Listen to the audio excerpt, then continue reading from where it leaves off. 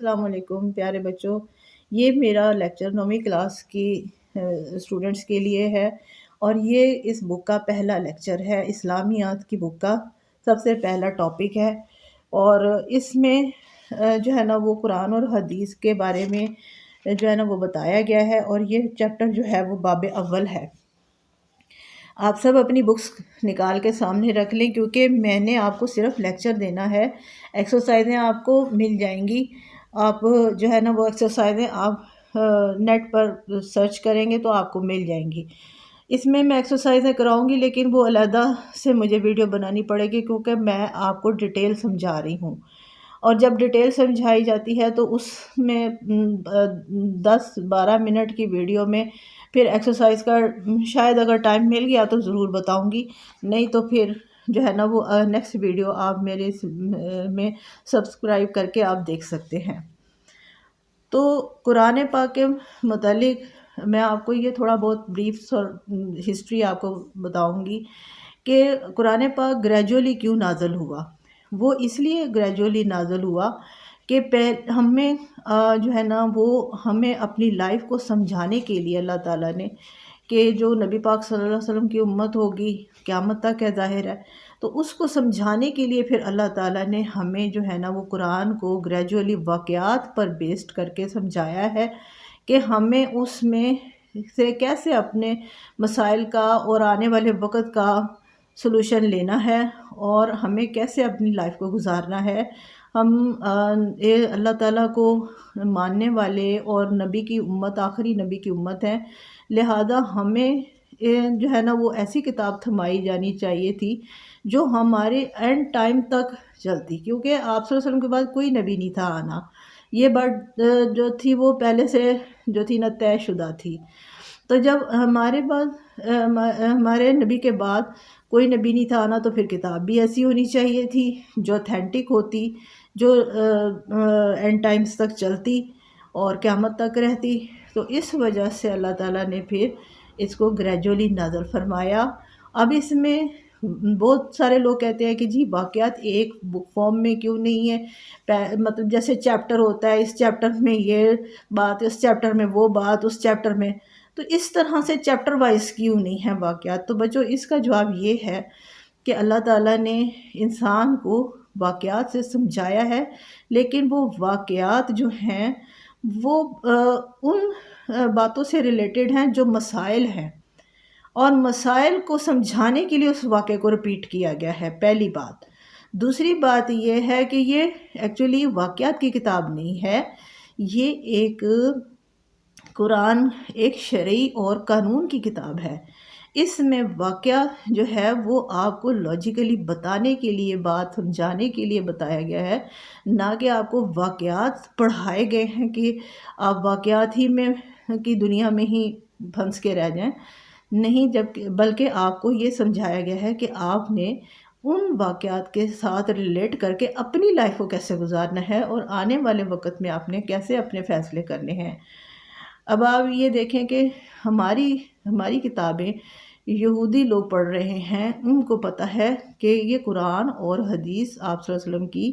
جو آپ پریڈکشن کر گئے ہیں قیامت سے قریب ادوار میں، وہ پریڈکشن کتنی ٹرو ہیں اور ان کو سامنے رکھتے ہوئے آنے والا وقت کیسا ہونے والا ہے۔ ان کو پتہ ہے کہ آنے والے وقت میں مسلمانوں کی حکومت ہوگی، آئندہ اینڈ ٹائمز میں کون آئے گا، یہ ساری باتیں ان کو ہماری ہی کتابوں سے پتہ چلتی ہیں۔ اسی وجہ سے انہوں نے اپنے پہلے ہی جو ہے نا وہ حفاظتی اقدامات کرنے شروع کر دیے ہیں۔ ظاہر ہے وہ مسلم نہیں ہے، ان کا اللہ پہ اعتقاد نہیں ہے، لیکن ان کو یہ پتہ ہے کہ ہمارے ساتھ جو معاملہ ہونے والا ہے وہ ان کی کتاب میں ہے اور جو لکھا ہے وہ ہو کر رہے گا۔ تو اس وجہ سے جو ہے نا وہ یہ چیز ہے۔ اب آتے ہیں، اب ہم جو ہے نا اس چیز کی طرف آتے ہیں کہ قرآن کس لفظ سے ڈرائیو ہوا، یعنی کہ اس کا ماخذ کیا تھا۔ تو لفظی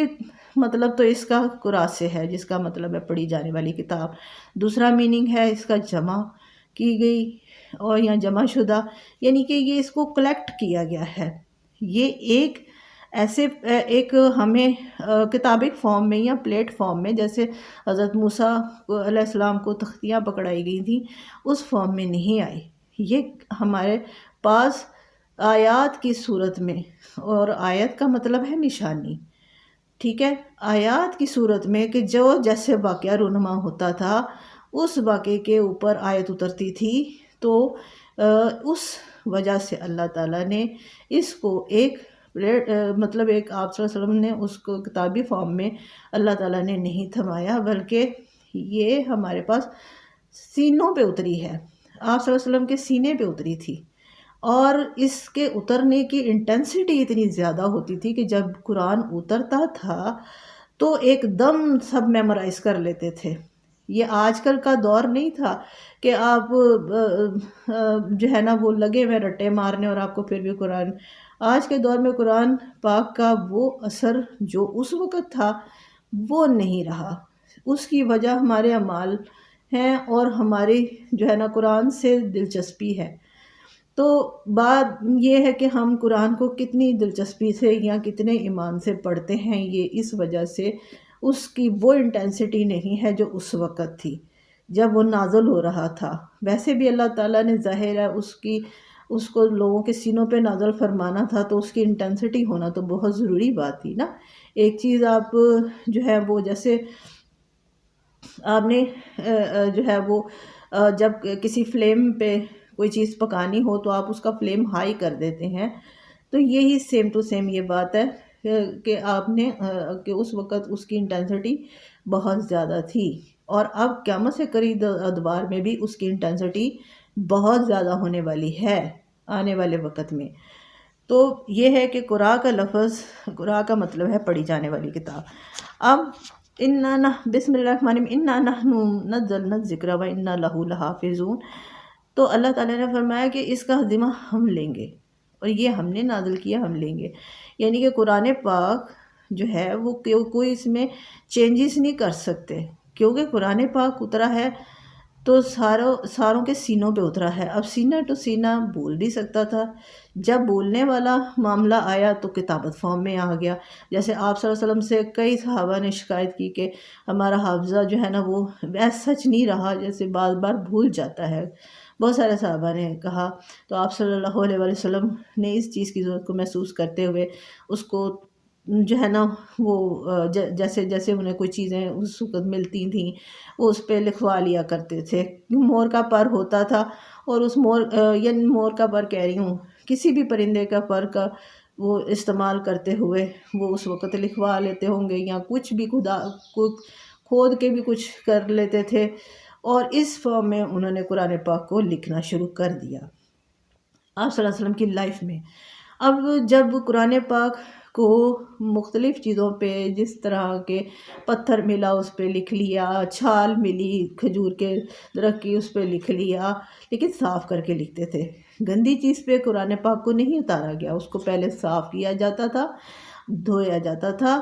پھر اس کے اوپر لکھا جاتا تھا. پھر اس کے بعد قرآن پاک کو جو ہے نا وہ ان تمام چیزوں پہ لکھنے کے بعد ان کو کلیکٹ کیا گیا آپ صلی اللہ علیہ وسلم کے ہی دور میں. پھر احادیث جب سنتے تھے، حدیث یعنی کہ آپ صلی اللہ علیہ وسلم کے منہ سے لکھ لی باتیں سنتے تھے، یا کوئی واقعہ پیش آتا، وہ واقعہ پھر آپ صلی اللہ علیہ وسلم جو فرماتے اس بات میں وہ سب کو یاد ہوتا تھا کہ آپ صلی اللہ علیہ وسلم نے اس واقعے کی روشنی میں کیا فرمایا ہوا ہے، وہ باتیں وہ پھر لکھ لیتے تھے. تو آپ کے دور میں یہ ساری چیزیں جو تھی نا وہ ہو رہی تھی ساتھ ساتھ. تو ہمیں جو ہے نا وہ جمع و تدوین کا دور تو آپ صلی اللہ علیہ وسلم کے دور سے ہی شروع ہو گیا تھا، اور اس میں مختلف چیزوں پر جو تھا نا وہ لکھا گیا. اب سوری مجھے کھانسی کا بھی مسئلہ ہوا. تو آپ صلی اللہ علیہ وسلم کے دور میں جو کاتبان وحی تھے وہ سب سے زیادہ جو مشہور تھے وہ حضرت عبداللہ بن عمرو بن عاص، سالم مولا حذیفہ رضی اللہ عنہ، زید بن ثابت، معاذ بن جبل، ابی بن کعب سر فہرست تھے. تو یہ صحابہ کرام جو تھے نا وہ ہر وقت آپ کے ساتھ تیار رہتے تھے جو ہے وہی لکھنے کے لیے،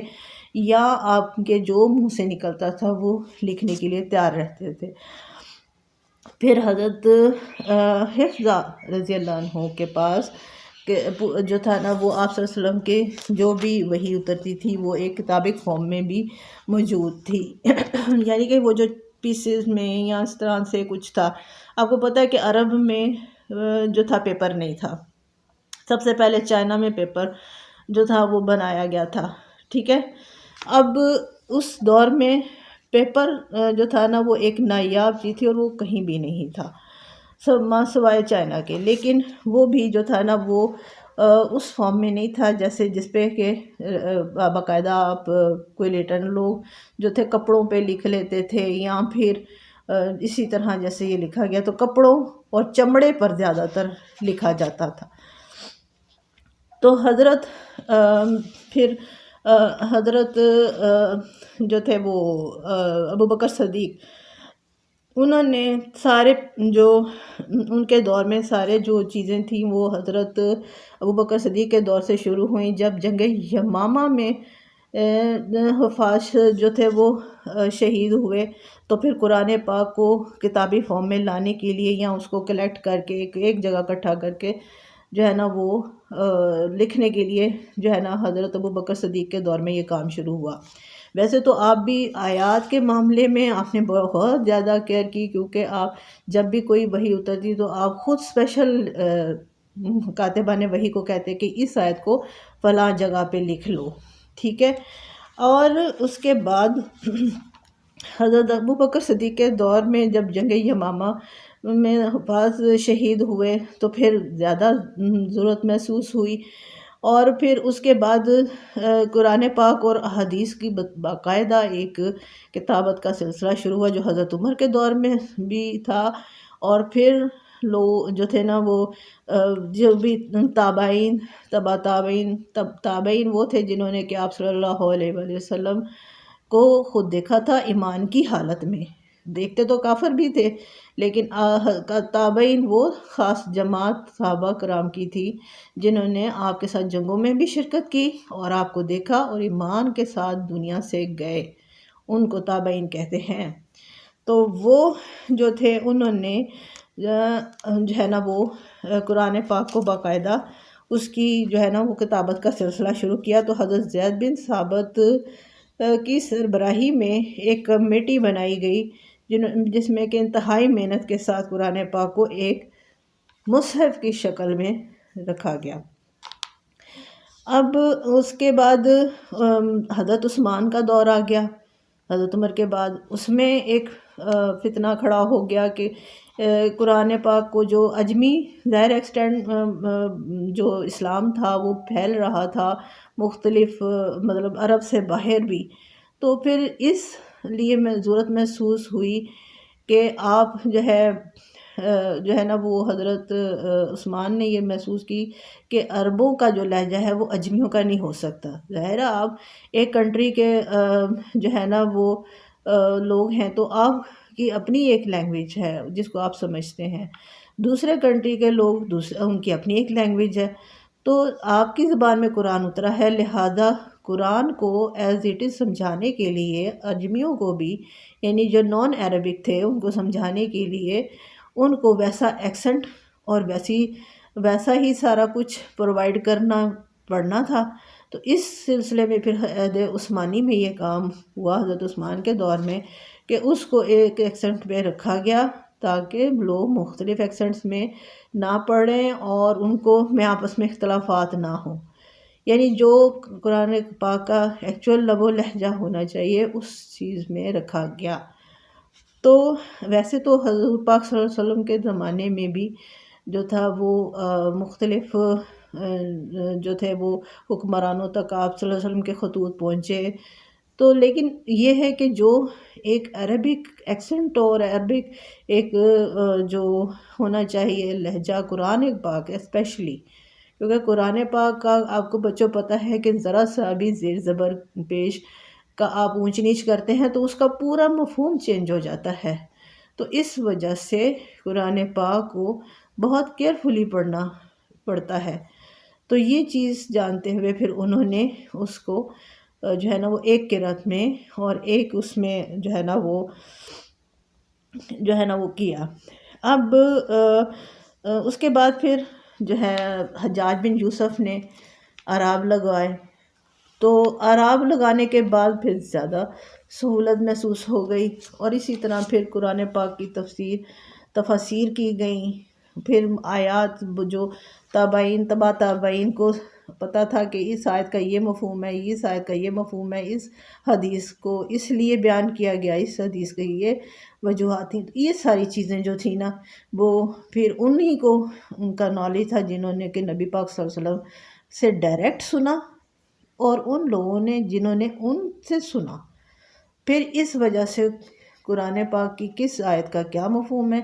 کس حدیث کا کیا مطلب ہے، کون سی چیز کس لیے تھی، یہ چیزیں ایک شرعی قانون تھے، لہٰذا قانون بننے والے تھے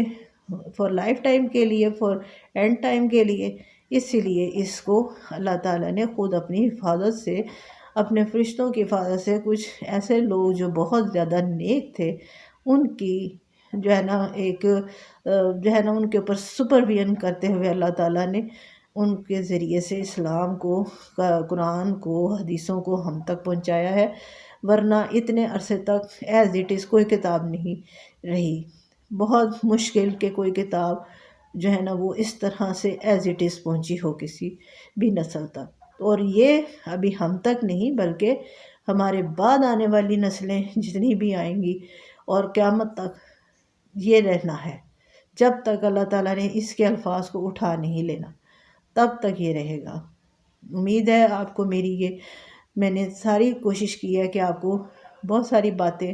اس کم ٹائم میں کھول کے بتا دوں۔ اگر اس کے علاوہ بھی آپ کے دماغ میں کوئی کوسچن ہو تو آپ مجھے کمنٹ میں کر سکتے ہیں۔